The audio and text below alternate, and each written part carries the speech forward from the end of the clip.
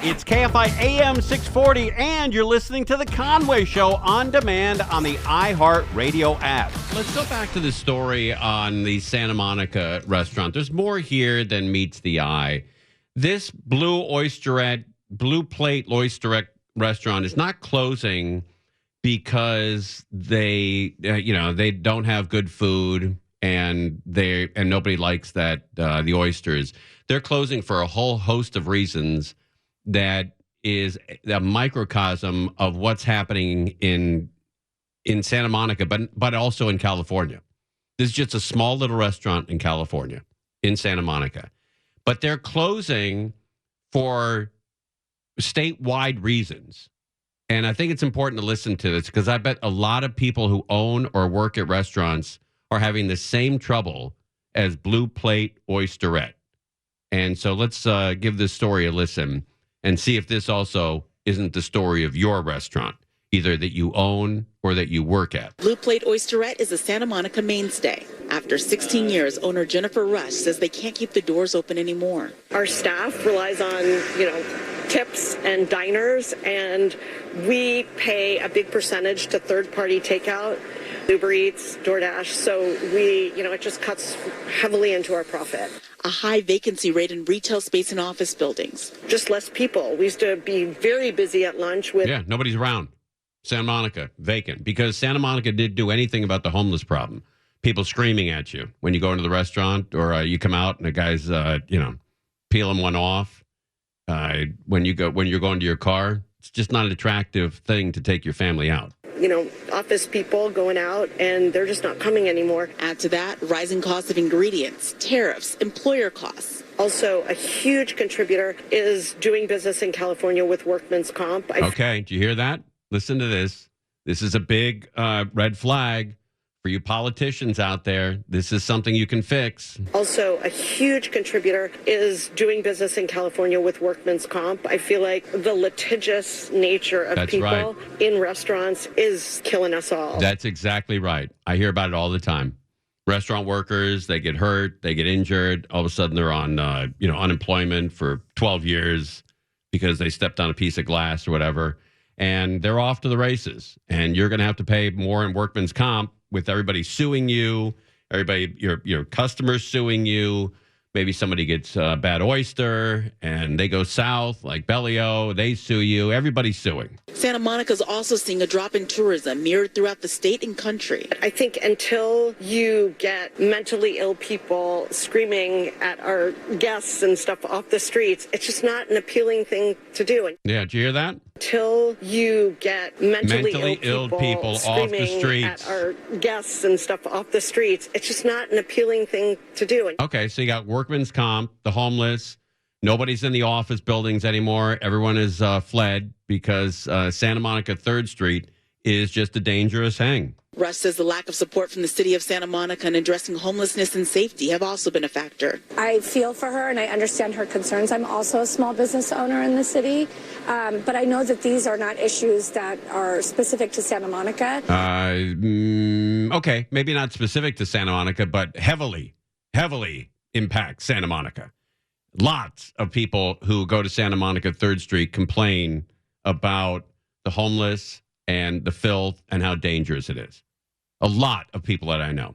These are issues that are across the region, across the state. Mayor Lana Negrete says the city has already taken steps to turn things around, approving a realignment plan last week that includes a new approach to public safety. I think, unfortunately, for Plate Oysterette, it maybe didn't come fast enough, but we're here now, and we hope that these changes help so that we don't see another post like this. We don't want to see any more doors closing, and we want to be able to attract new businesses. Yeah. Well, did you listen to why she's leaving? I mean, do you understand the issues? Now, the news about Plate Oysterette did hit some in the community hard, but they do want you to know that they are open until January 4th, so there's plenty of time to come out, maybe try them out for the first time, or to say goodbye. Reporting live from Santa Monica, Karma Dickerson, NBC4 News. All right, so you still got time to go out to the Plate Oysterette and get your oysters. I don't know. I don't know if people are eating oysters nowadays. I know Bellio stopped for a while. But Crozier, you still pound these things, aren't you? Is that the term that people use? Pounding them? I went out and pounded oysters last night. Angel, you seem like an oyster gal. Are you with the oysters? I love oysters. Really? I love them. I love them. I love them. And I did even have. Is that in your singles ad? Yes, it is. Great. I love puppy dogs and oysters. Great. Yeah. So when a guy reads your singles ad, it's like, oh, this chick's going to be expensive. Well, it's good for them to know up front, right? I guess so. Yeah. So they're not, I mean, there's no shock to anything after we meet. That's right. Yeah. Well, look, at least you're honest about it, right? That's right. I mean, isn't your middle name Market Price? It is market price. Yeah. Thanks for Angel thanks for Market sharing Price that. Martinez. Yeah. That's right. Yeah. Bargain base. You know, but I did have an oyster episode, and I still went back. Really? Yeah. Wow. What a glutton for punishment. What happened What to you? sink did you throw up in? Well, it was my grandmother's sink, and God, what a but guest. here's the a house deal. guest. I should have known better because I was skiing out in Utah. Another expensive and, habit. God almighty. Yeah, wait. Hey, I'll be skiing, and I ski and love oysters. Anybody want to give me a ring? And one of my friends that I was skiing with is like, let's get a plate of oysters. I'm like, okay. And then I thought about it. I'm like, I'm in the middle of a desert, pretty much. Yeah. I don't know that I should be eating seafood. And he's like, oh, don't worry about it. They ship them in daily on some airplane. I'm like, okay, So let's long. go. On some airplane. Yeah, later that night, I'm like, oh boy, It hit you hard, huh? it hit me hard. Where were you skiing? At Deer Valley? Oh, Deer Valley. God almighty. Another grand. It was the skiers brunch. It's delicious. But I bet the oysters were very expensive at Deer Valley. Probably you should ask the person that paid for it. Yeah, very expensive at Deer Valley. So were you staying at Deer Valley? No, I stayed In in Salt Lake? Yeah. Okay. But Salt Lake has like 5 or 6 or 7 really great ski areas that are less than an hour's drive from Salt Lake. Oh, exactly. That's why I lived there when I did. Oh, is that right? Because, you could just drive up the canyon. There's Boom, Park 20 City, minutes. I think, is one of them. Yeah, Alta? they're all on. Yes, Alta and Snowbird are in Little Cottonwood Canyon. Brighton and Solitude are in Big Cottonwood Canyon. And then on the Park City side, you've got the canyons, you've got Park City, and you have Deer Valley. And where's the film festival up there? It's Sundance. the Sundance, Yeah. but they held it in Park City. Oh, they did? Oh, okay. Yes. All right. Yeah, that must be. I remember when I was younger, my mom asked me if I wanted to go on a bus ride with a bunch of friends called student skiers. And it would leave, Tarzana or, I don't know, Balboa Park is where we left. And we'd go for a week, and then we'd come back. It was during spring break. And I hated skiing. I hated everything about it. I hate being cold. It just wasn't my vibe. But I had an opportunity to leave the house with friends and go skiing for a week. And while we were in Salt Lake, we stayed in Salt Lake, and every morning the bus would take us to a new, destination to go skiing. And I always took the bus. I always got up and, had breakfast and got on the bus. I never skied once. I didn't bring my skis. I didn't rent skis. Never skied once on that trip. Not once. I would hang out with, whoever I could find that also hated skiing. And that's where I met one of my best buddies, Robbie Fox. He also wasn't thrilled with skiing. And we just, walked around town. And that's where I met him. That's when Pop Rocks were really popular. So we were going to break into the bus and take everybody's Pop Rocks and eat Pop Rocks all day. We were in 7th grade, idiots. So I remember we were going to break into the bus, and I'm pushing him. I met this guy an hour before this, and I'm pushing him onto the bus through the crack, the small opening in the bathroom window, and I'm pushing him, and he gets stuck in the bus that we're trying to, take everybody's Pop Rocks, and he farted in my face. I knew this guy for 30 minutes before he farted in my face, and yet still became one of my best buddies. That It was meant to be. is unusual. All right, but all those reasons why these places are closing down, it's everywhere. Workman's comp, homelessness, nobody wants coming by. Nobody can afford it. The Uber Eats and DoorDash take up too much of the profit. And they just said, F it. They're closing down. So you got to get out there before January 4th. That's the last time you can see an oyster there at Blue Plate Oysterette. And it's pretty reasonable prices. You got all this, you can get crab claws for $15. The first mate serves 2 to 3 people. Oysters, jumbo prawns, crab. Oh, $95. Oh, Christ. The captain serves 4 to 6.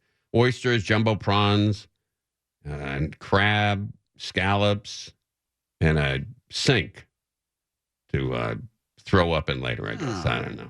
All right. Well, go out there and eat their food. But it's going to be open until January 4th. So Blue Plate Oysterette, if that's your vibe, go out there before January 4th, and because they're shutting down. They've had it. And I think there's a lot more restaurants going to do that because people have had it in California. You're listening to Tim Conway Jr. On Demand from KFI AM 640. Hey, look at the moon. Before we get to Dean, look east, and you can see that full-ass moon. Maybe you're on the 210, the 134, the 10, the 60, the 91. I don't know where you are. But if you are, go look, check out the moon. How'd you like that? All right, now back to driving.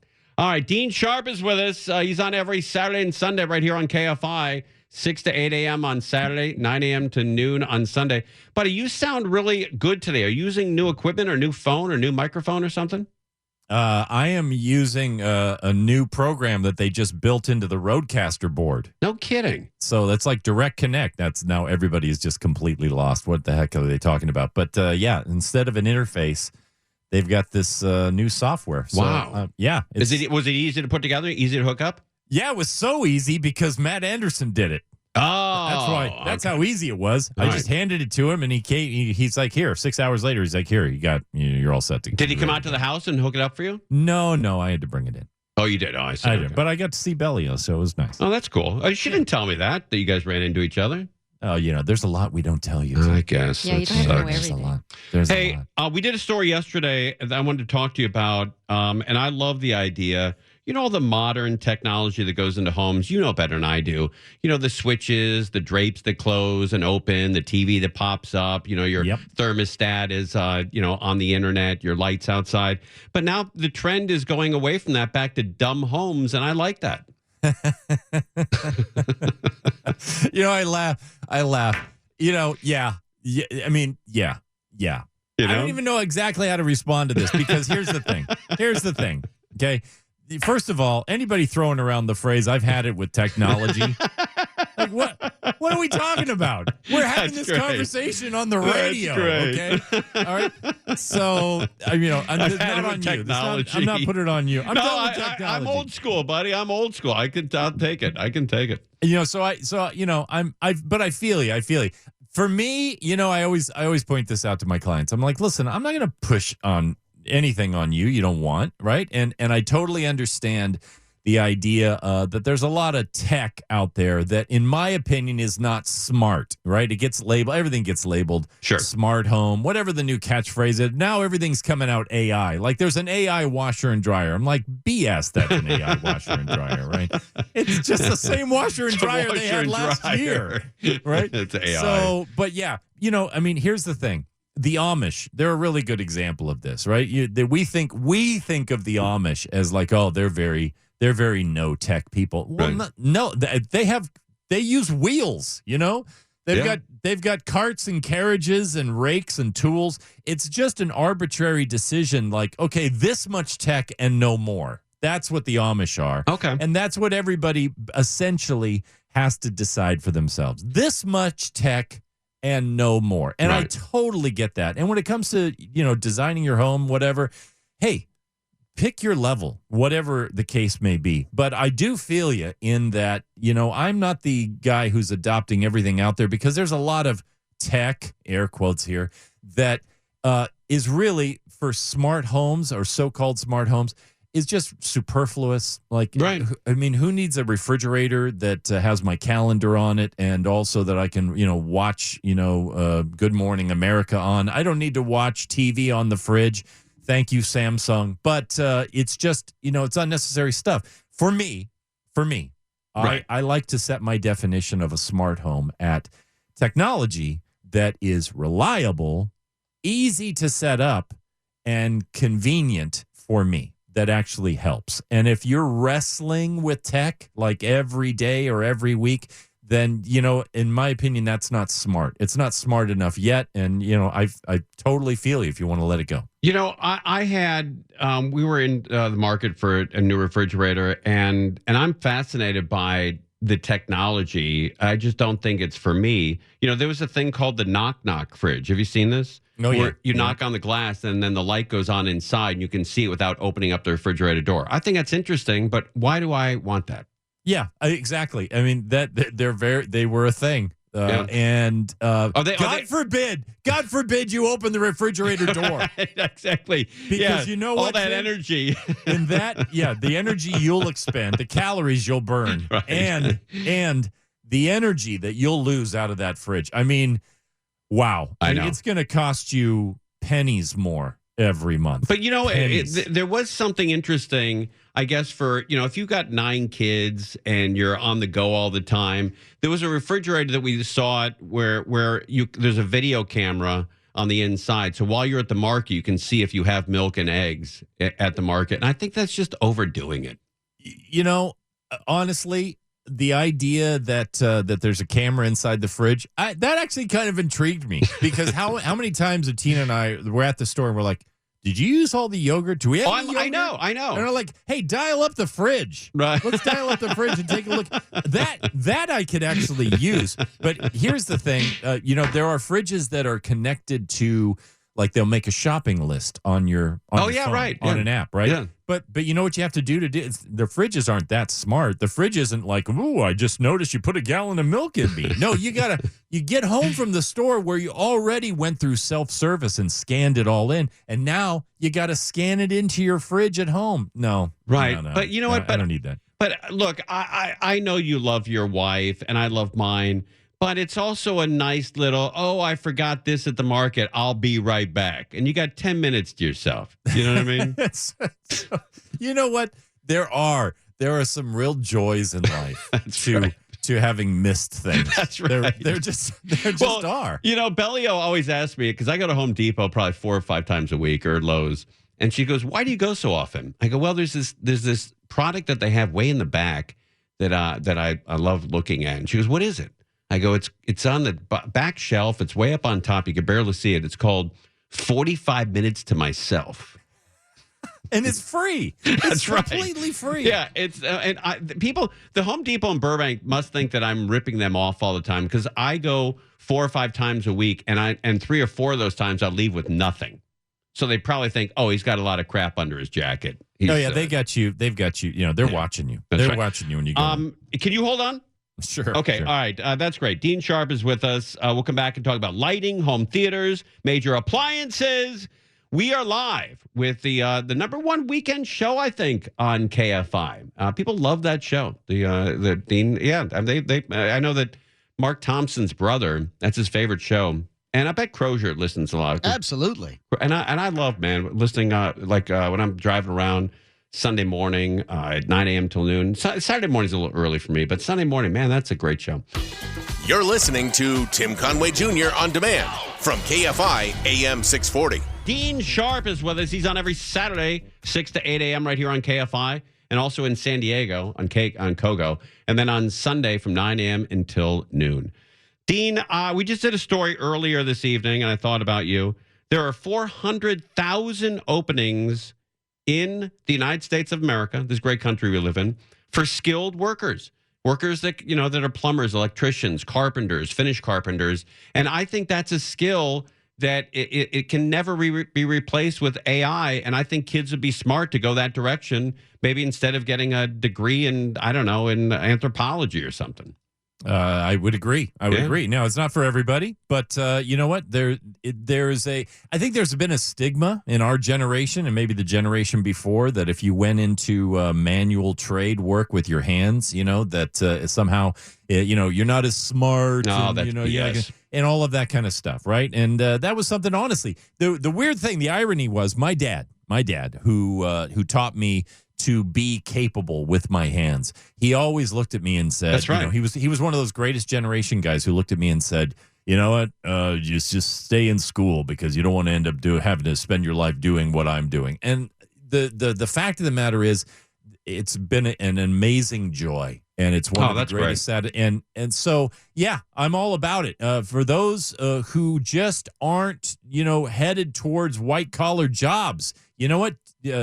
After high school, go into a trade school, do an apprenticeship, because I'll tell you, there are a lot of white collar employees who are going to be wondering, maybe I should have went that way because AI has completely replaced me. Sure. But until AI crawls into a fully functional humanoid robot form, which, who knows how long that's going to take, but it's not going to happen tomorrow. Right. It's not, those jobs are safe and secure and growing in demand. You can't outsource. I always say you can't outsource your local plumber. When your toilet clogs, you cannot outsource the plumber to AI or to a call center in India. You need somebody in your neighborhood who's there, who can get it done, and they make bank. Oh, yeah. And I love the saying, dirty hands, clean money. I think it's such a great saying. Yep. Also, but then in the story, there was they did a piece on a 40-year-old guy who wanted to come in and get into construction. And he goes, oh, there's a 40-year-old guy who's never, ever even handled a drill in his life. I'm like, what the F happened to this guy? You're 40 and you've never held a drill in your life? Who the hell raised you? You know what? Unfortunately, though, I think that's way more common these days than you would think. Yeah, wow. A lot. I mean, I know a few contractors who basically run handyman business, right? Okay. Just around odd jobs kind of stuff. And they tell me all the time, they're like, you know what? The stuff we're getting called out on, Dean, not the stuff that we got called out on 20 years ago. Like, we're getting called out on, can you put the doorknob in? And I'm like, you're kidding me, right? No, they're not. They're like, they are making bucks for, being able to handle a Phillips screwdriver. Yeah, I mean, a friend of mine who lived in Encino, he called me up and I could tell he was pissed. Like, what's going on? He goes, I got a plumber coming out. He's going to charge me $280 to take apart our garbage disposal and get a screw that he had dropped in and it froze it up. I said, I'll come out and do it. He goes, you know how to do it? I go, I can take apart a garbage disposal, and it just takes time. You got to undo it and you got to open it up, unplug it, and take the screw out of it. It took me about 45 minutes. And he was amazed. He goes, I can't believe we grew up together and you knew how to do that and I had to call a plumber. I said, because my dad sat down with me and I watched him. My dad was a finished carpenter and he built everything in his house. He built the bar, he built the foyer, the beams that run in the I had ceiling. no idea that your dad had those skills. My dad did an entire bar and built the entire thing himself and looked beautiful. And he learned it from his dad, and it's a generational thing. One of the most recent South Parks, that was a whole story point where in the future, the only guys, the richest guys were the handyman guys because they were so in demand and they could charge so much money. They were pulling up in limos and stuff, but they still had the tool belt around them. Yeah. That's such a weird thing to think about, but I think it's actually sort of coming to fruition, right? I mean, it's so strange to walk around and actually have skills. It's 100%, and it's never too late. Look, if you're 40 and you've never held a drill in your life, maybe you're not the carpenter that we're looking for. But I think it's a great skill to have. And what's on the big show this weekend? What's the topics? You know what? I thought we would take a look at getting ready for the holidays from a different angle, and that is, there are kind of three things that if apart from painting or anything like that you're thinking about if folks are coming over, and that is, number one, people are going to be eating. Number two, you're probably watching a big game, or maybe you're watching movies together through the holidays. And number three, just kind of setting the mood in the house. So on Sunday, that's great. We're going to talk about lighting changes, home theater upgrades, and major appliances from 2025, that all of which are stuff that you can actually do without rewiring the house or digging into the walls. Excellent. All right, I'll be listening. But I appreciate you coming on. Thanks, man.